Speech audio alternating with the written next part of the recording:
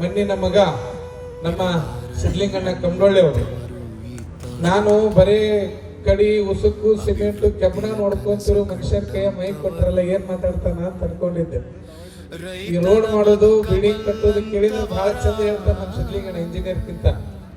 ಆದ್ರೆ ಬಹುಶಃ ಬಿಲ್ಡಿಂಗ್ ಕಟ್ಟೋದು ಅಷ್ಟೇ ಅಲ್ಲ, ಸಮಾಜವನ್ನು ಕೂಡ ಕಟ್ಟಬಲ್ಲೆ ಅನ್ನುವಂತಹ ಯುವಕರಿಗೆ ಪ್ರೇರಣಾದಾಯಕ ನಾಯಕ ಯಾರಾದ್ರೂ ಇದ್ರೆ ಅದು ಸಿದ್ಲಿಂಗಣ್ಣ ಕಂಬಳೊಳ್ಳಿ ಅವರು. ಬಹಳ ಚೆನ್ನಾಗಿ ಮಾತನಾಡಿದ್ರು. ಬಹುಶಃ ಮಾತಿನೊಳಗೆ ವ್ಯತ್ಯಾಸ ಇರ್ಬೋದು, ಕೆಲಸದಲ್ಲಿ ಇಲ್ಲ. ಹೇಳ್ತಿರ್ತಾರ ಅವ್ರು ಮಾತಾಡೋಕ್ಕಿಂತ ಕೆಲಸ ಮಾಡ್ಬೇಕು ಅಂತ ಹೇಳಿ.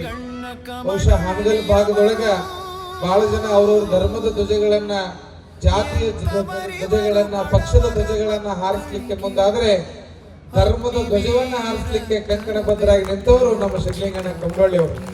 ನಿಜವಾಗ್ಲೂ ಎಲ್ಲ ದೇವಸ್ಥಾನಗಳ ಮೇಲೆ ಧರ್ಮ ಧ್ವಜ ಅಭಿಯಾನ ಅನ್ನುವಂತ ಕಾರ್ಯಕ್ರಮದ ಮುಖಾಂತರವಾಗಿ ಯುವಕರಲ್ಲಿ ಧರ್ಮದ ಸಂದೇಶವನ್ನು ಕೊಟ್ಟಂತ ನಮ್ಮೆಲ್ಲರ ಹೆಮ್ಮೆಯ ನಾಯಕರಾದಂತ ಸಿದ್ಲಿಂಗಣ್ಣವರಲ್ಲಿ ಶರಣೆಂದು.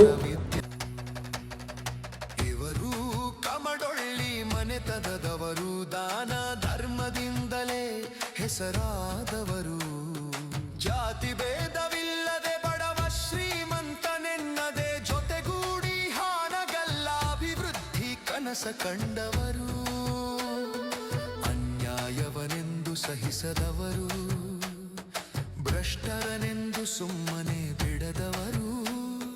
ಹಾನಗಲ್ಲ ಮಣ್ಣಲ್ಲೇ ತ್ರಿವಿಧ ದಾಸೋಹವ ನಡೆಸಿರುವರು. ಈ ಮಣ್ಣಿನ ಮಗನಾಗಿ ಮೆರೆದವರು ನಮ್ಮಯ ಹೆಮ್ಮೆಯ ಸಿದ್ಧಲಿಂಗಣ್ಣನವರು. ನೊಂದವರ ನಾಯಕನಾದವರಿವರು. ಗುರುಕುಮಾರೇಶನ ಕೃಪೆ ಇರಲಿ.